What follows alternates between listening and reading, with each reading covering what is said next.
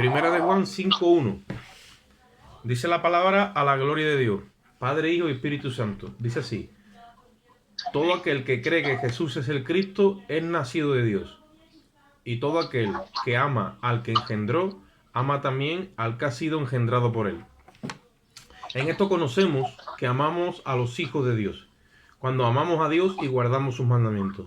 Pues este es el amor a Dios, que guardemos sus mandamientos y sus mandamientos no son gravosos.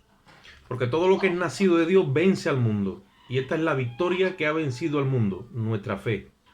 ¿Quién es el que vence al mundo? Sino el que cree que Jesús es el Hijo de Dios.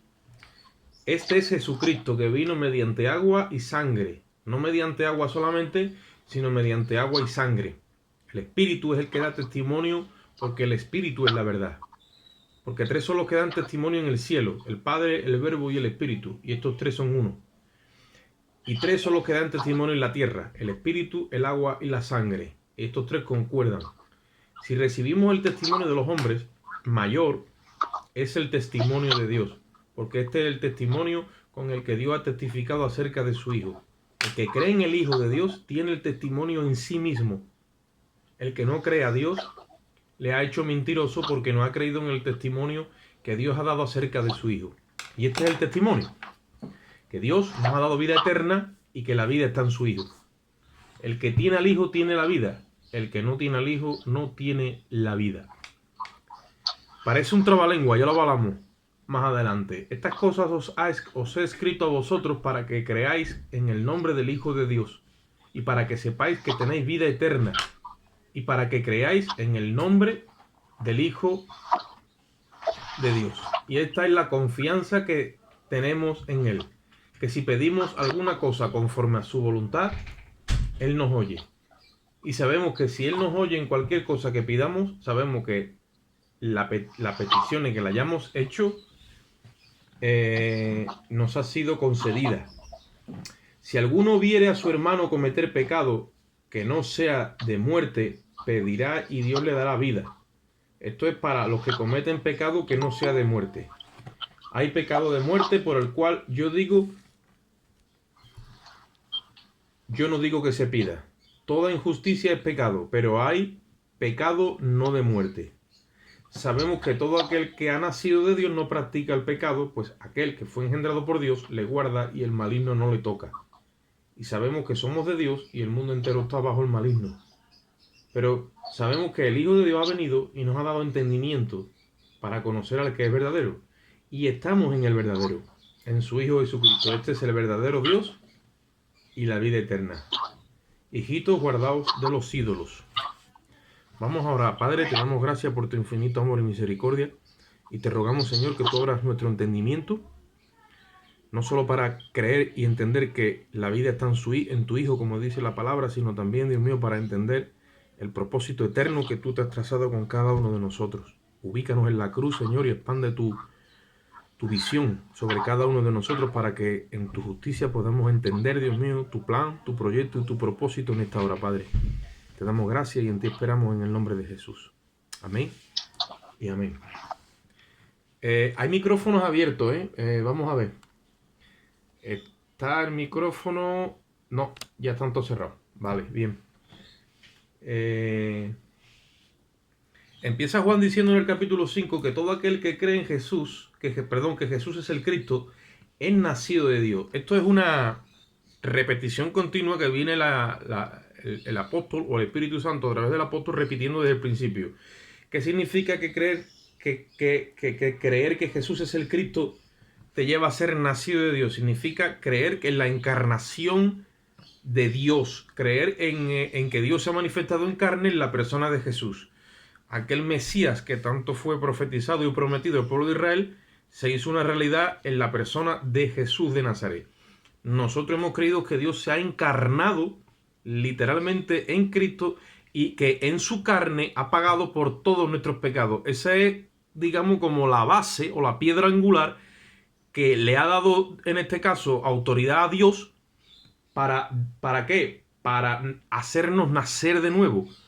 Nos hemos vinculado a la justicia de Cristo y eso le ha dado Dios legalidad para darnos una nueva identidad, ya que el hombre no se puede justificar delante de Dios por sus propias obras, ya que por las obras de la ley ningún ser humano se puede justificar delante de la presencia de Dios, y hemos venido a ser hijos de Dios por la fe de Jesucristo, como testificábamos el domingo.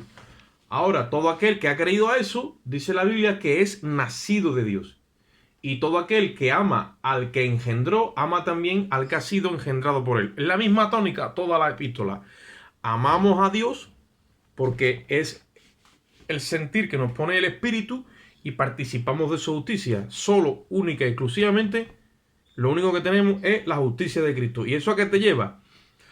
A amar a los hermanos. Cuando tú eres nacido de Dios, el Espíritu te lleva ¿a qué? A amar a otros que también el Espíritu de Dios ha engendrado. Que es lo que hablábamos desde el principio. El vínculo que queda establecido en el corazón del creyente por el mismo Dios es que el que ama a Dios o dice que ama a Dios, dice ame también a su hermano. Sabéis que venimos con la misma tónica toda la epístola. No puede una persona decir yo amo a Dios y aborrezco a mi hermano. Dice, el que hace eso es mentiroso y no está en luz. El que dice que está en luz y aborrece a su hermano, que dice, todavía está en tinieblas. Esto es una forma de evaluarnos a nosotros mismos y a otros que se presentan como maestros, profetas, evangelistas, pastores, apóstoles. Hay que meterle, como dicen por ahí, hay que meterle la varilla a ver si tiene aceite. Si tiene el aceite de Dios, si tiene el testimonio de Dios, sí es de Dios. Pero si no, no es de Dios. Entonces, ahí nos sigue afirmando el apóstol Juan, ¿vale? No, dándonos unas pautas o unos códigos para que nosotros sepamos verdaderamente que estamos en el verdadero, como acaba diciendo. Dios nos ha dado entendimiento para saber cuál es el verdadero. El verdadero Dios. ¿Quién es? Jesucristo. Jesucristo es el verdadero Dios. Hemos hablado de varios anticristos. Uno de ellos son los testigos de Jehová y más religiones. ¿Por qué? Porque ellos niegan la deidad y encarnación de Jesucristo.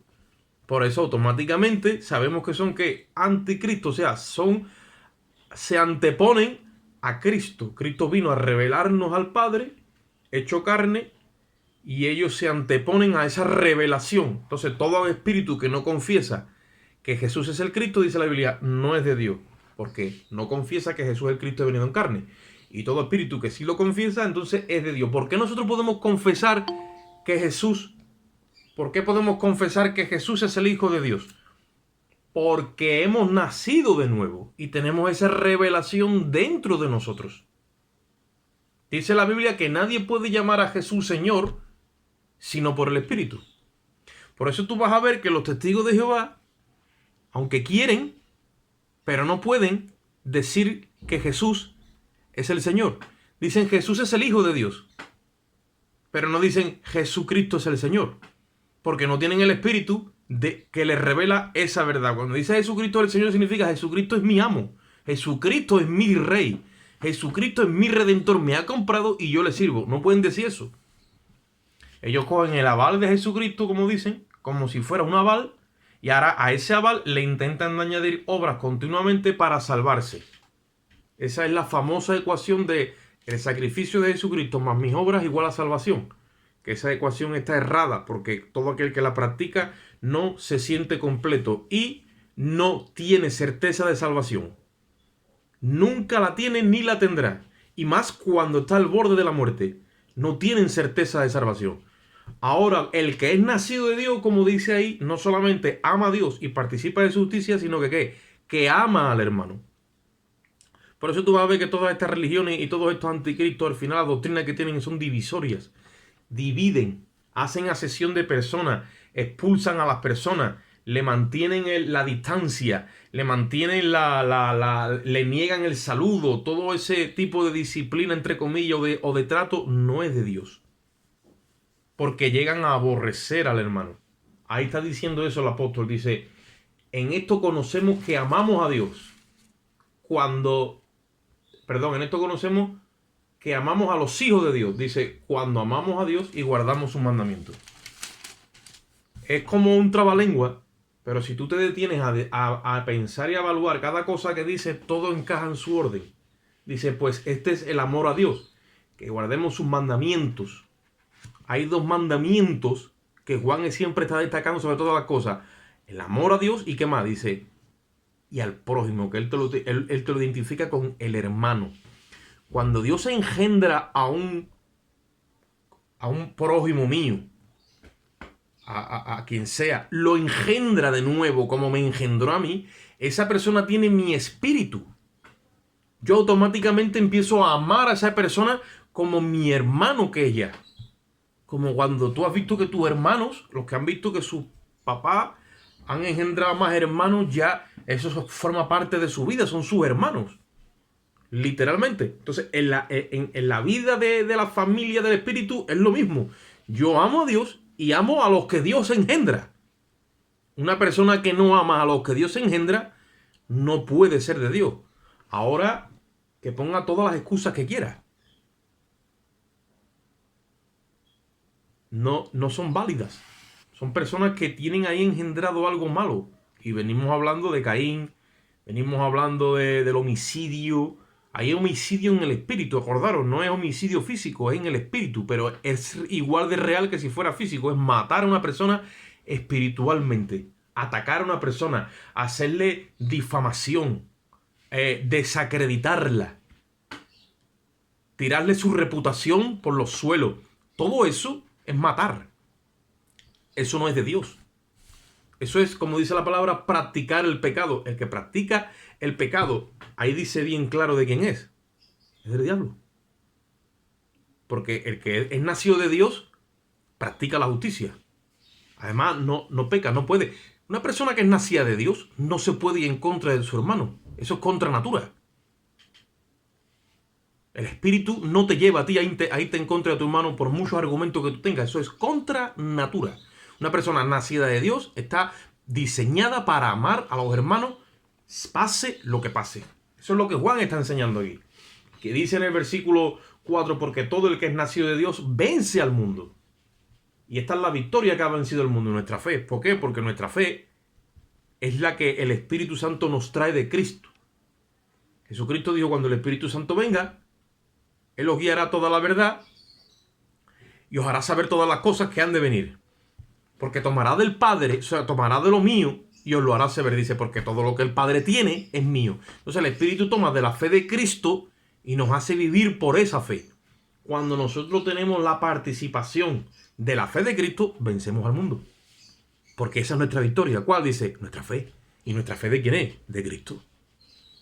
Porque por gracia sois salvos, dice, por medio de la fe, y esto no es vuestro. Es un don de Dios, un regalo. Espíritu Santo coge de la fe de Cristo y nos la trae. Ahora yo participo de esa fe por el oír, y eso me lleva a mí a ¿qué? A amar a Dios, a los hermanos, y entonces ¿qué pasa? Venzo al mundo. ¿Por qué dice ahí que todo aquel que es nacido de Dios vence al mundo? Porque el mundo te quiere a ti concientizar, darte argumentos, darte tesis, darte dogma, darte capacidad, darte razonamiento, darte un montón de excusas para que tú al final no ames a tu hermano ni ames a tu prójimo. Ahora, cuando tú estás por encima del mundo, es porque has nacido de Dios. Y vences al mundo, vences esa ola que el mundo te quiere poner, tú estás al final, pasas por encima. ¿Por qué? Porque tu fe es la fe de Cristo, que ha vencido al mundo. Ese testimonio tiene que estar en nosotros. Nada te puede detener a ti de amar, si has nacido de Dios. Si se te cruza un problema en el camino que te lleva a ti a odiar, que te lleve a perseguir, que te lleve a chismear, que te lleve a murmurar, que te lleve a criticar, que te lleve a ser un homicida, todo eso tú tienes que aborrecerlo, porque eso no tiene que ver con la naturaleza en la que nosotros hemos sido engendrados en Jesucristo. Versículo 6 dice, este es Jesucristo que vino mediante agua y sangre. La epístola de Juan, esta primera epístola también dice los eruditos que fue escrita para tratar con los gnósticos. Los gnósticos eran gente que decían que Dios no se podía manifestar en carne, que era imposible, y que Dios había venido simplemente, que se había manifestado en el bautismo de Jesús, pero ya no en que Jesucristo muriese literalmente en la cruz, sino que al final no llegó a morir. Toda esa patraña, fábula y mentira que se metió, la tiene que combatir Juan con la epístola. Y dice, este es Jesucristo que vino mediante agua y especifica, dice, y sangre. No mediante agua solamente, sino mediante agua y sangre, dice. Y el Espíritu es el que da testimonio, porque el Espíritu es la verdad. Porque tres son los que dan testimonio en el cielo: el Padre, el Verbo y el Espíritu. Y estos tres son uno. Y tres son los que dan testimonio en la tierra: el Espíritu, el agua y la sangre. Nosotros tenemos que tener testimonio del Espíritu. Cuando habla del agua y de la sangre, eso tiene doble referencia. Uno es el bautismo de Jesucristo en las aguas y otro es la muerte de Jesucristo en la cruz. Eso significa decir que ha venido mediante agua y mediante sangre. ¿Qué pasó cuando Jesucristo fue a las aguas? Vamos, si queréis, vamos un momentito allí a Mateo, capítulo 3. Un momentito, lo vamos a ver por la escritura. Mateo, capítulo 3. Y vamos a ver el testimonio que el cielo dio cuando Jesucristo entró en el agua.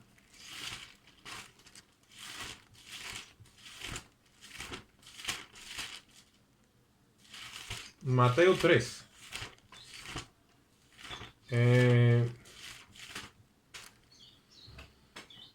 Versículo 13. Mateo 3:13 dice: entonces Jesús vino de Galilea a Juan al Jordán para ser bautizado por él. Y Juan se le oponía diciendo: yo necesito ser bautizado por ti y tú vienes a mí. Pero Jesús le respondió: deja ahora, porque así conviene que cumplamos toda justicia. Por eso es que el testimonio de Dios manifestado en el agua, en la cruz, que es la sangre, y después por el Espíritu, todo apunta a la justicia. Por eso es que nosotros estamos continuamente hablando de que si no nos nutrimos por la justicia de Cristo, que es nuestra piedra angular, Jesucristo y este crucificado, entonces el diseño, el puzzle se descuadra. Pero cuando nos mantenemos ahí, entonces que todo tiene luz y todo tiene sentido. Y dice ahí, conviene, dice que Cristo le dio a Juan el Bautista: deja ahora, o sea, bautízame, porque conviene que cumplamos toda justicia. Jesucristo estaba allí para darle cómputo a la justicia de Dios. Él tenía que pasar por agua, tenía que honrar a Juan como hombre que Dios envió.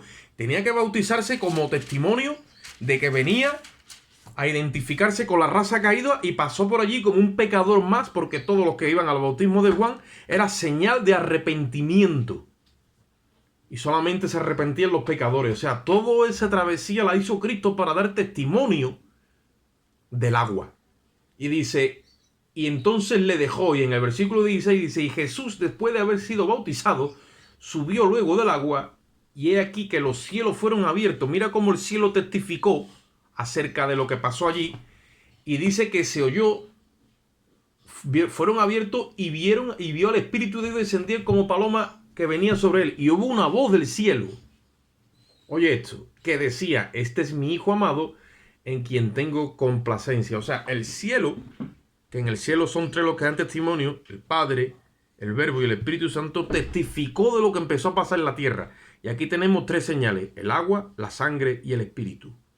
Nosotros somos testigos de esta verdad, de que cuando Jesús fue al agua, el Padre testificó de eso, de que ese era su Hijo amado y en él tenía complacencia, y tenía que ir al agua. Por eso se complacía, porque Jesús obedecía en cada momento. Acordaros que la obediencia de Cristo es la que nos ha computado a nosotros como obedientes, porque por la obediencia de uno solo, dice la Biblia, Madre mía. Bueno. por la obediencia de uno solo hemos sido constituidos justos, por la obediencia de Cristo.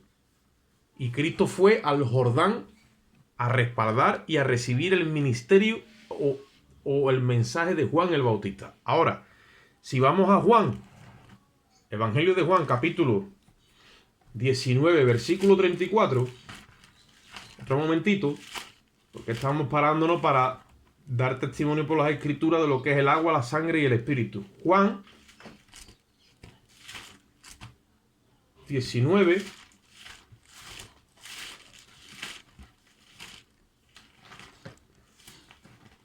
...34...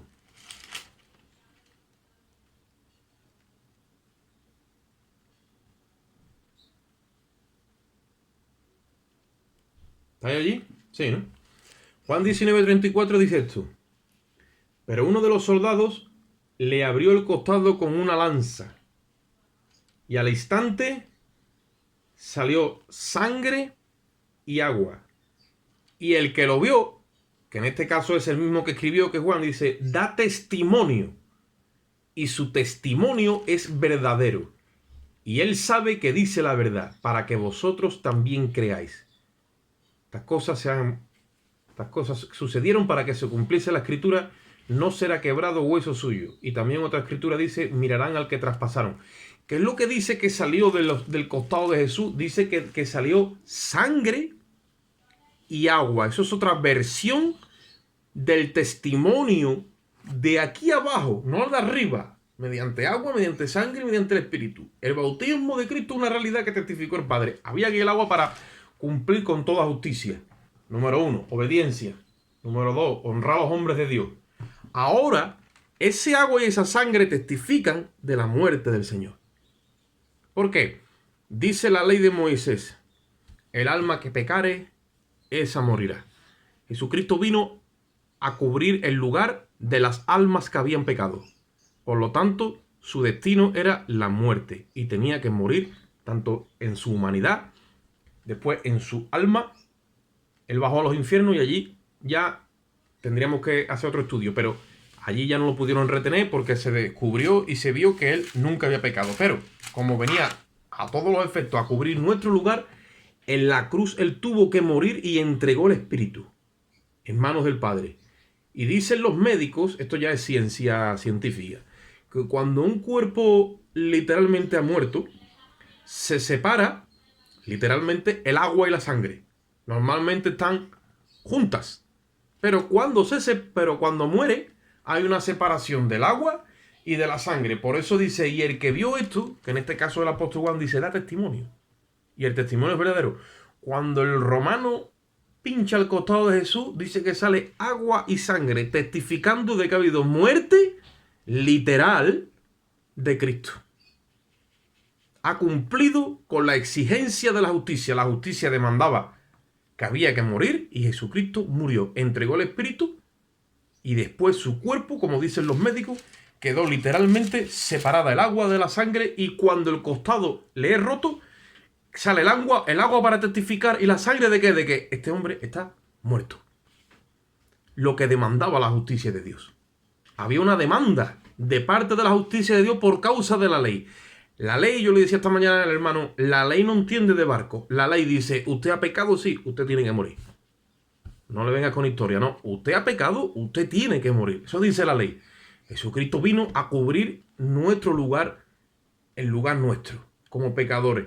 Entonces, Él vino y entregó su vida y nuestro pecado fue literalmente condenado en su carne. Por eso 3 son los que dan testimonio. ¿Por qué estamos estudiando esto de esta forma? Porque tenemos que tener claro que las personas que son anticristos o las personas que están en la iglesia pero no tienen revelación de la cruz ni son guiados por el Espíritu de Dios, tienen el testimonio este. Yo me agarro a la muerte de Cristo. Porque a todos los efectos su muerte testifica de mi muerte. La ley demanda de que yo muriese. Y cuando la Escritura me revela a mí a Cristo muerto en la cruz, yo cojo y le digo al Padre, creo en esto. En la muerte de tu Hijo por mi muerte. Y el Padre me recibe ese testimonio. Eso no es lo que enseñan los falsos maestros ni los anticristos, ni se enseña en las iglesias. ¿Por qué? Porque están confiando en su propia justicia las personas. En sus propias obras, en su propia moral y en su propia capacidad. Y no se está confiando en el testimonio que Dios ha dado acerca de su Hijo a través del Espíritu. Una vida de obediencia y una vida de sacrificio hasta la muerte y muerte de cruz. Por eso es que son 3 los que dan testimonio. El agua, lo hemos visto ya. La sangre, lo hemos visto ya. Y ahora dice, ¿qué dice? Y el Espíritu. ¿Cuál es el testimonio del Espíritu? Pues el testimonio del Espíritu es que todo aquel que cree en su muerte, Dios le da el Espíritu como aval y como garantía y como señal de que ha creído en el verdadero. ¿Cuál es el verdadero? su Hijo Jesucristo. Y viene a morar a nosotros el Espíritu de Cristo y nos da, ¿qué? Vida eterna. Cuando el sumo sacerdote entraba en el lugar santísimo, una vez al año, dice la Biblia, después de haber sacrificado un becerro por sí y por su familia, un macho cabrio, había orado por él en su cabeza, confesando los pecados, lo mandaban a una tierra inhabitada y después el otro lo sacrificaban y entraba. Si era acepta esa sangre, el pueblo tenía un año más de perdón. Y salía el sumo sacerdote fuera, si había hecho todo correctamente, eso significaba que Dios había aceptado eso. Un año más de contrato, un año más de perdón. Jesucristo untó con su propia sangre en el santuario celestial y ha obtenido redención eterna. Por eso dice la Biblia que con una sola ofrenda nos ha perfeccionado para siempre a los santificados. ¿Cómo tenemos nosotros esa garantía y ese aval de que eternamente hemos sido perdonados y le pertenecemos a Dios? Porque antes el testimonio era que salía el sacerdote vivo del lugar santísimo, se mostraba fuera en la grada y el pueblo hacía fiesta y júbilo y hacía expresión de gratitud porque había un año más de perdón. Ahora la Biblia nos enseña de que no hay un año más de perdón, sino que ya estás perdonado eternamente. ¿Cómo lo sabemos? Cuando Dios nos envía el Espíritu. Y eso sucedió de una forma masiva el día de Pentecostés.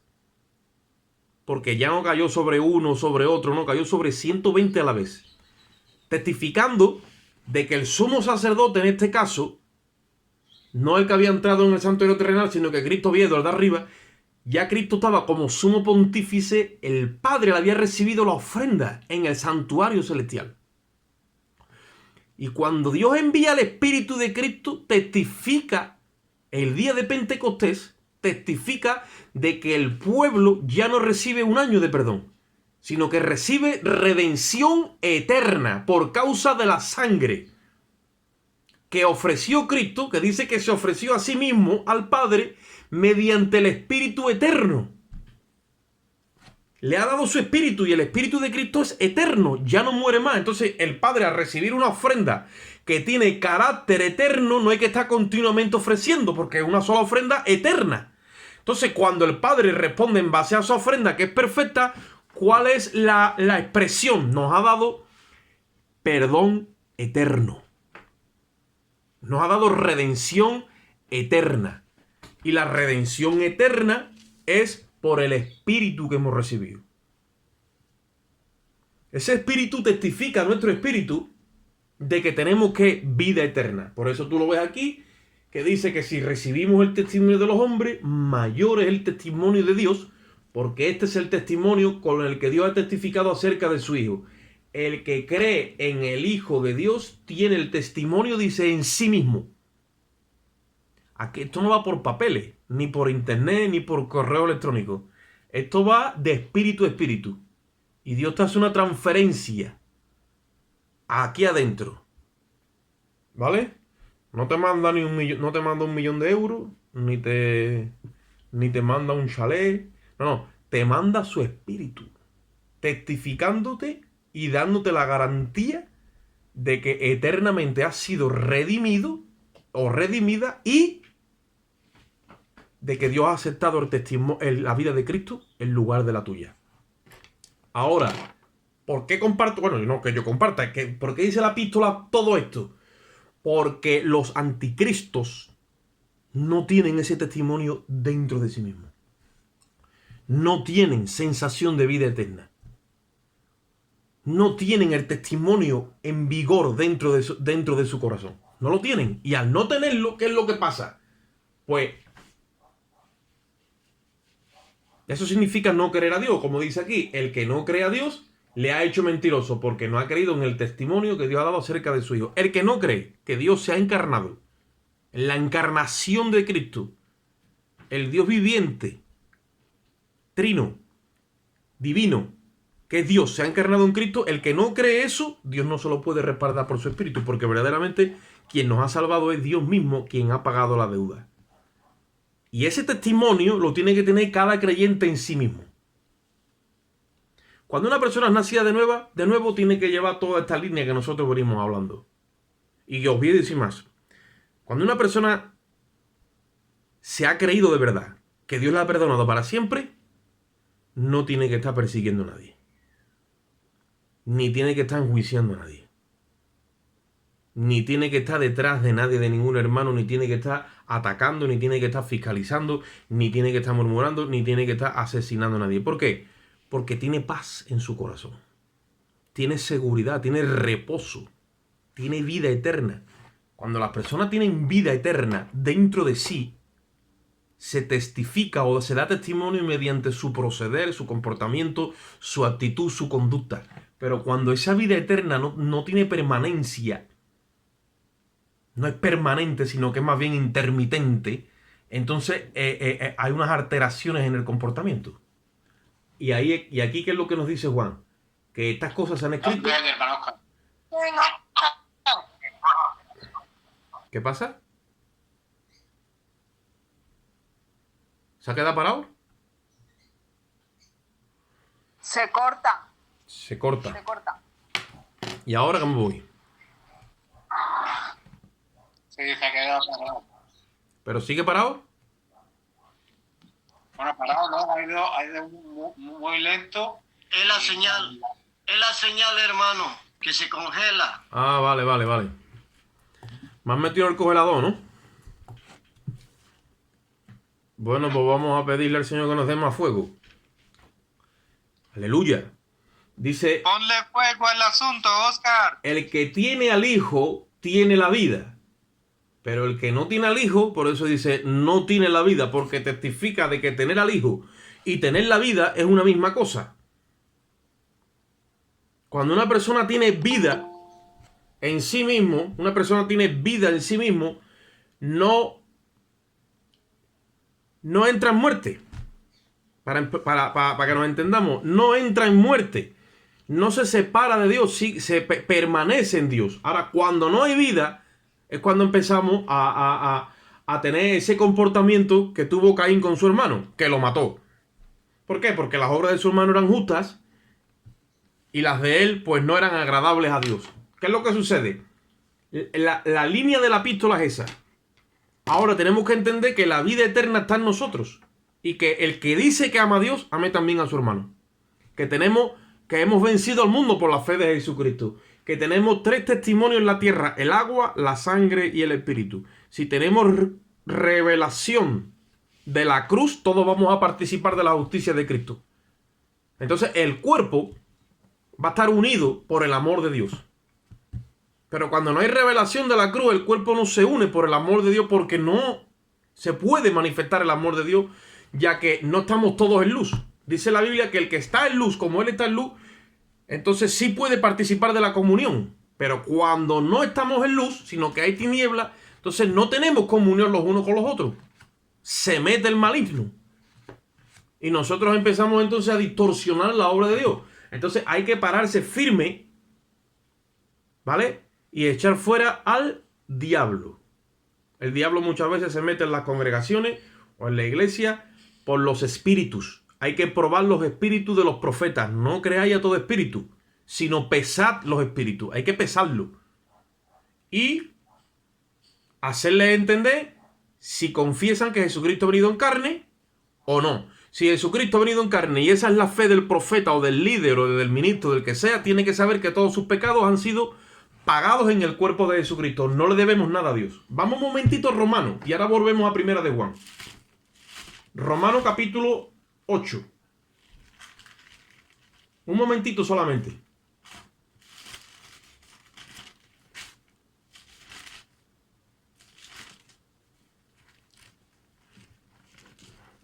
Romanos 8. Versículo 3. Dice, porque lo que era imposible para la ley, por cuanto era débil por la carne, o sea, yo moralmente no podía vencer la ley, eso es lo que está diciendo. Dios, ¿vale? Dios es el que toma entonces paso a la acción. Dice, Dios enviando a su Hijo en semejanza de carne, de pecado y a causa del pecado, dos cosas diferentes, manda a su Hijo en semejanza de carne de pecado, o sea, con mi misma naturaleza, con mi misma semejanza, y a causa de mis pecados. ¿Y qué es lo que hace? Dice, condena condenó al pecado en la carne de Cristo. Allí fue condenado mi pecado. Eso significa confesar que Jesucristo ha venido en carne. Que Dios ha enviado a su Hijo en mi misma semejanza y naturaleza caída y condenó mi pecado en su cuerpo. Versículo 5. Para que la justicia de la ley, porque la ley demanda que se haga justicia y la justicia no entiende de nada porque la ley le obliga, dice, para que la justicia de la ley se cumpliese en nosotros, que no andamos conforme a la carne, sino conforme al Espíritu. Al condenar mi pecado en el cuerpo de Jesucristo, ¿vale? Abre una ley para que la justicia entonces se me aplique a mí y Cristo quede condenado por mí. Es una sustitución lo que sucede en el Calvario. Si yo confieso que Jesucristo ha venido en carne, estoy confesando esa realidad. Por lo tanto, si Él ha pagado por todos mis pecados y mi pecado ha sido condenado en su carne, no hay más que hablar porque ese pecado ha sido condenado, sentenciado y cumplido y pagado. Se acabó. Eso es lo que la Biblia enseña. Si yo no tengo esa revelación en mí, yo me voy a estar justificando a mí mismo, yo voy a estar aborreciendo a otros, yo voy a estar trayendo divisiones, yo voy a estar buscando gloria, yo voy a estar en los deseos de la carne, voy a estar en los deseos de los ojos, porque he caído de la gracia y no tengo esa revelación dentro de mi espíritu. Por eso está diciendo el apóstol Juan que el que tiene la revelación de Dios la tiene en sí mismo, porque tres son los que dan testimonio: el agua, la sangre y el espíritu. Si tú te mantienes en esa triple revelación, para llamarlo así, aunque suena raro y después siempre vienen los comentarios, pero si tú te mantienes en eso, vas a tener testimonio en ti mismo de que lo que pasó en el Calvario ha sido resuelto de una vez y para siempre. Tú no tienes que estar peleando contra el pecado. Tu pecado ha sido sentenciado y condenado y pagado en el cuerpo de Jesucristo. Ahí lo dice. Ahí lo dice. Entonces yo confieso que Jesucristo ha venido en carne y que lo que pasó en la cruz fue por causa de mi pecado. Otra cosa que yo cuando medito tranquilamente en eso me emociono, me estremezco porque veo, bueno, lo veo en otro orden y al ser humano pues me conmueve. Pero jurídicamente hablando, en términos jurídicos y legales, eso es así. ¿Vale? Eso es así. Por eso dice Primera de Juan, donde estamos, vamos a volvernos allí, ¿vale? Que dice, y esta es la confianza que tenemos en Él. Versículo 13. En estas cosas os he escrito a vosotros, Primera de Juan 5:13, para que los que creéis en el nombre del Hijo de Dios, para que sepáis que tenéis vida eterna. Y para que creáis en el nombre del Hijo de Dios. O sea, en otras palabras, ya no tienes que estar continuamente preocupado con tu pecado. Porque tú lo único que tienes que saber es que tienes vida eterna. Ha sido solucionado el problema del pecado y tú, por ende, lo único que tienes es vida eterna para con Dios. Entonces, si me concentro ahora en esta realidad, me la tengo que creer, me olvido del pecado y entro al servicio. Porque liberado del pecado, puedo ser siervo de Dios. ¿Y qué hago? Me concentro en que tengo vida eterna. ¿Y ahora qué pasa? Que cuando tengo vida eterna y creo en el nombre del Hijo de Dios, eso me da a mí una confianza que tenemos en Él. Versículo 14 dice que si pedimos alguna cosa conforme a su voluntad, Él nos oye. Y si sabemos que Él nos oye en cualquier cosa que pidamos, sabemos que tenemos las peticiones que le hayamos hecho. O sea, es imposible que no tengamos esas peticiones. Tenemos que tener esa fe impepinable. Porque esto es ley lo que estamos hablando. Dice, no, hermano, estamos en la gracia, sí. Pero en la gracia estamos basándonos en la ley de la herencia que Cristo nos ha dejado. Entonces se la reclamamos a Dios por ley. Yo tengo vida eterna. He sido reconciliado con Dios. Me pertenece la herencia de Cristo. Se la reclamo a Dios en base a ley. Dios no me la puede negar. Porque Dios es justo. Y eso es lo que intenta el apóstol Juan de hacerle ver a la iglesia. Que entremos en esa verdad. Que es absoluta, que no es parcial. Lo que pasa es que si no entramos en ella en base a ley, entonces vamos a intentar hacerlo moralmente, que es lo que el diablo quiere. Que moralmente en nuestra santidad y en nuestros esfuerzos y en nuestras capacidades religiosas intentemos ser perfectos. Y como no vamos a conseguirlo nunca, pues entonces ahí viene Caín. Y ahí viene la división. Y ahí viene la confusión y el espíritu de error, el espíritu de engaño. Versículo 16. Si alguno viera a su hermano cometer pecado que no sea de muerte, pedirá a Dios y le dará vida. Nosotros cuando estamos en comunión con Dios creyendo estas verdades, podemos darle vida a otros hermanos que a lo mejor han cometido errores y pecados, como dice, hay pecados, pero que no son de muerte. Entonces tú pides a Dios y a todos los efectos, Dios recibe esa oración por tu hermano, porque ese es en sí el sentir que tiene que tener el cristiano, el rogar y el clamar por el hermano. Eso es lo que hemos aprendido de Cristo. Cuando el padre mira al hijo que le pide, a ti no te ve, pero el hijo le está pidiendo allí, en representación tuya. Y cuando el padre ve que el hijo le pide y el hijo está perfecto, el padre le concede todas las cosas al hijo. Si tú ves que tu hermano ha cometido pecado, tú debes de pedir por tu hermano para que Dios le dé vida. Ahora dice ahí, hay pecado que no es de muerte. Aunque toda injusticia es pecado, hay pecado que no es de muerte. Dice, para los pecados que no se de muerte, dice, porque hay pecado de muerte por el cual yo digo que no se pida. Y yo no sé si alguno hermano ha leído esto o alguna vez ha entrado como queriendo decir qué significa esto. Manosca, cuando dice pecado de muerte, ¿qué clase de pecados son? Pecado de muerte. Porque hay que buscarlo perdonado Todo pecado lleva a la muerte, pero cuando aquí está hablando el apóstol pecado de muerte, dice que no se pida, ¿vale? En el Antiguo Testamento, por ejemplo, había una ofrenda o un sacrificio por cada pecado que una persona cometía para que fuese restituida. Pero había una serie de pecados que no tenían restitución, como lo era, por ejemplo, el adulterio o la fornicación, que no admitían restitución, sino que automáticamente eran apedreadas y lapidadas esas personas. Acordaros de cuando a Cristo le trajeron a aquella mujer sorprendida en adulterio, que todos querían coger la piedra y tirársela porque la ley no admitía ni ofrenda animal ni vegetal por ciertos pecados. Había ciertos pecados que no eran podidos ser redimidos con ninguna ofrenda. En el Antiguo Testamento. Cuando Cristo viene, ahora todo pecado es redimido con su sangre. Todo pecado es redimido con su sangre. Pero hay pecados que aunque la sangre de Cristo redime todo pecado, hay pecados que son de muerte bajo la gracia, y dice ahí el apóstol, ya yo no digo que pida. ¿Por qué? Dice, porque hay pecado de muerte. O sea, es como diciendo, aunque tú pidas, esa oración no va a llegar a los ojos de Dios porque es una cosa entre Dios y la persona. Y si nosotros investigamos toda la epístola, como yo vengo hablando, que la contestación a toda pregunta que nos surja está dentro de la misma epístola, ¿qué pecado podemos nosotros entender que es pecado de muerte? Yo lo he repetido varias veces, pero lo voy a decir otra vez ahora porque nos lo demanda el versículo. Pecado de muerte podemos entender por lo que dice aquí el apóstol Juan o por lo que viene repitiendo continuamente, ¿vale? Pecado de muerte es aborrecer al hermano en un orden de permanencia. O sea, ya se te ha metido un espíritu de homicidio. Y en ese homicidio tú caes en pecado de muerte. Vamos un momentito, ahí mismo donde estamos, pero vamos a retranquear al capítulo 3. Primera de Juan, capítulo 3. Versículo 14.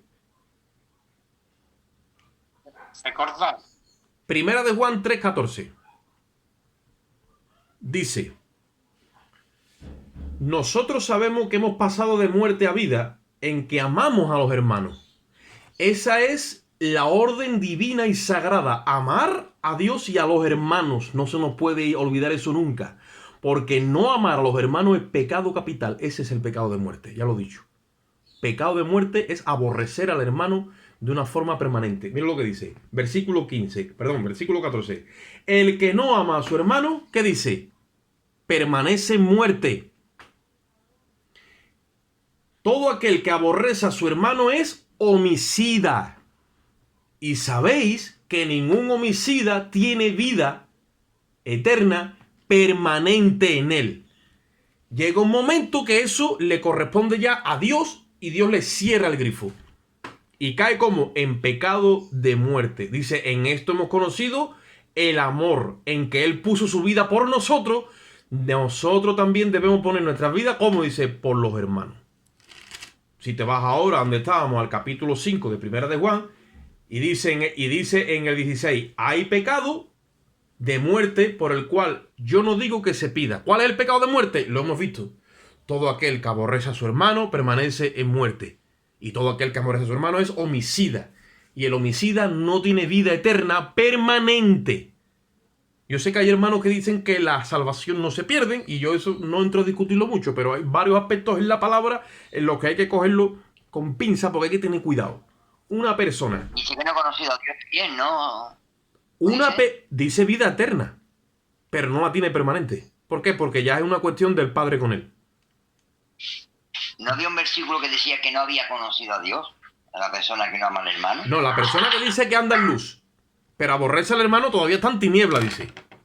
Entonces está en tiniebla, claro. Está en tiniebla, ¿vale? Está en tiniebla. Y las tinieblas pertenecen a un príncipe y a un reino. Yo no digo que no.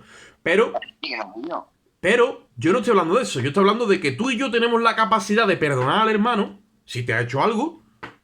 Porque lo mismo que Cristo te perdonó a ti y a mí, también nosotros podemos perdonar a los demás. Y aquí está hablando de las personas que se trancan. Que se trancan y no perdonan y se engrandecen y ya es algo obsesivo. No puede ver al hermano. Y eso fue lo que le pasó a Caín. Lo odia tanto, lo aborrece tanto que lo mata. Y ya lo ha matado en su corazón. El problema es que ya lo sigue matando en el corazón de otros. Son personas que caen de la gracia por raíces de amargura, por resentimiento, por lo que quieran que sea. Y entonces empiezan a practicar el homicidio como Caín lo practicó.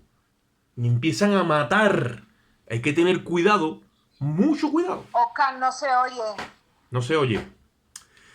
Pues la señal... No se oye, Oscar. Bueno, de todas formas esto se está grabando por otra línea. Y cuando yo lo suba a internet, ¿vale? Va a salir todo bien. En la grabación no se corta nada. En esta no puedo hacer nada, ¿vale? Pero no os preocupéis que si lo veis luego, pues está completa. Ahora, es deber sagrado amar a los hermanos. ¿Cuántas veces perdonaré, Señor? Hasta 7. Y Jesús le dijo, no, hasta 7 no. Hasta 70 veces 7. Si tu hermano viene a ti 7 veces arrepentidos y te pide perdón, lo tienes que perdonar. Ahora, si no, eres homicida. Y dice, y sabéis que ningún homicida tiene vida eterna permanente en él. Yo siempre dije que la salvación no te la puede quitar nadie. Porque es un veredicto divino que el Padre hace a través de lo que Cristo ha hecho. O sea, es impresionante. Ahora, para caer en ese orden, tienes que practicar el pecado de muerte. Eso es como blasfemar contra el Espíritu Santo. Hermano, ese es el pecado mortal. Él no cree en eso. Él no cree en eso. Eso sí que es un pecado mortal. Eso es. El rechazo de la gracia, la blasfemia contra el Espíritu Santo. Porque no es la blasfemia contra el Padre y contra el Hijo. Es blasfemia contra el Espíritu. Porque el Espíritu te ha dado testimonio a ti de que Cristo ha pagado por todos tus pecados y por lo de tu hermano. Entonces no te puedes erigir como juez. Ni te puedes levantar ningún orden. Tienes que amar a tu hermano porque el espíritu que tenemos es superior a este mundo. Por eso dice que nuestra fe ha vencido al mundo. En esto sabemos que somos hijos de Dios. Y a mí no me va a perturbar lo que mi hermano haga. Yo voy a amar a mi hermano porque esa es la obligación que tengo. Es una obligación sagrada y divina. Cuando hago eso, glorifico a Dios. Sin mirar moralmente lo que mi hermano ha hecho. Porque no se trata de que yo encubra el pecado, sino que yo lo cubra. Que es diferente en el amor de Dios. Yo pago por las injusticias de mi hermano. Ya yo luego me aclaro con mi hermano dentro. Pero yo delante del mundo doy la cara por mi hermano. Y delante de aquel también, y delante del otro, y delante de quien sea. Porque mi hermano tiene mi espíritu. Eso hizo Cristo por mí. Cristo Aunque mí. no tenga el espíritu. Cristo a mí no me... Pero Cristo... ¿Una cizaña o un hijo del diablo? Cristo a mí... Porque bueno, los hijos del diablo no... Los hijos del diablo lo que van a hacer es aborrecer. No pueden amar. Los hijos del diablo son... Esos son los que van a atacar. Y esos son los que van a promover la división. Digo nosotros a la persona que... A mí no me puede hacer nada. Hay que amarlo. ¿Qué hizo Cristo con Judas? Le dijo, amigo, con un beso entrega al Hijo del Hombre. Hasta el final. No hay problema. Hasta el final tu mamá. No hay problema. No nos pueden... La cizaña no nos puede hacer daño. Ninguno. No nos puede hacer daño. Ya a Dios le tocará tratar en esa división y en esa separación. Que la habrá, que la habrá. En la iglesia. El tiempo que estamos viviendo también es un tiempo de eso, pero que la habrá. Ahora, no podemos caer en esos homicidios. ¿Por qué? Porque es pecado de muerte. Y dice Juan, no ore porque no me casé. Eso ya le pertenece a Dios. Toda injusticia es pecado, dice. Perdón, dice, pero hay pecado que no es de muerte. Todos los pecados que no tienen nada que ver con el aborrecer a mi hermano son pecados que no son de muerte. Son pecados, pero no son de muerte. Automáticamente con el arrepentimiento y con la confesión, si alguno peca, abogado tiene para con el Padre. Pedimos por los hermanos y reciben vida, porque estamos en la comunión con Cristo. Pero cuando hay ese tipo de pecado permanente, porque no estamos hablando de una actitud, o sea, perdón, de un caso aislado. He tenido un error, me he enfadado, he hecho lo que no debía, me enojé, critiqué, perseguí, calumnié, lo que quiera que sea. Me arrepiento, lo siento, no. Eso no. Estamos hablando de algo que está en una actitud continua y una conducta ya formada de maldad. Eso ya se ha formado. Es más, yo creo personalmente que eso ya no es ni carne, eso es espiritual. O sea, ahí se ha engendrado algo diabólico. Y contra eso hay que cuidarse. Contra eso hay que cuidarse. Amén. Eso está totalmente fuera del nuevo pacto y de la gracia. Una persona que es gobernada por el Espíritu Santo no puede llegar a esos linderos y a esos límites. Eso es una locura. Entran en una esquizofrenia. Mira, acordaros del hermano mayor del hijo pródigo. Ya se le va la olla al punto de que se enoja con Dios. Él mismo toma la autoridad y dice, este no es mi hermano, será tu hijo, pero no es mi hermano. O sea, ya entra en una ceguera impulsada por esa envidia y por esa por esa soberbia mala que coge autoridad sobre el mismo Dios. Eso no es carne, eso es espíritu. Yo sé que a lo mejor ninguno de nosotros hemos caído aquí y que Dios nos guarde, pero eso pasa en algunos personajes en la iglesia. Esos son anticristos y andan por ahí sueltos, y el que los sigue tiene el mismo espíritu, se le engendra al final. Se le engendra y hay que tener mucho cuidado. Porque el que anda en ese orden, está claro que practica el pecado y es del diablo, ¿eh? Jesucristo lo dice y en la epístola lo dice, que el que practica el pecado es del diablo, y Jesucristo le dijo entre comillas, a sus hermanos los fariseos, no, vuestro padre nos dio, vuestro padre es el diablo. Porque las obras de él hacéis. Entonces, nosotros tenemos que practicar el amor, nacido de corazón limpio. Versículo 18. Sabemos que todo aquel que ha nacido de Dios no practica el pecado. ¿Ve? Ahí lo dice. Pues aquel que fue engendrado por Dios le guarda, y el maligno no le toca. ¿De dónde viene ese pecado de muerte? El maligno es el que influencia. El maligno es el que influencia. El que influenció a Caín y ha influenciado a toda esa genealogía de víboras. Y sigue haciéndolo. Y dice en el 20, pero sabemos que el Hijo de Dios ha venido y nos ha dado entendimiento para conocer al que es verdadero. Y estamos en el verdadero, en su Hijo Jesucristo. El que ama no puede ser penetrado por la maldad ni por el maligno. Por eso hay que mantenerse amando. Ahora, si te descuidas y te dejas llevar por el enojo, por el odio, por la venganza, por la envidia, por la ira, eso es malo. Eso es malo. Te puede tomar y arrepentirte y salir. Pero entrar en una conducta continua que eso se fragua en ti, en tu personalidad, eso es malísimo. Por eso yo quería acabar hablando de eso, porque la epístola no lo dice. Ningún homicida tiene vida permanente en sí mismo. Así que, bueno, hasta aquí. Que el Señor nos añada de su bendición y nos abra el entendimiento aún más, para que podamos de alguna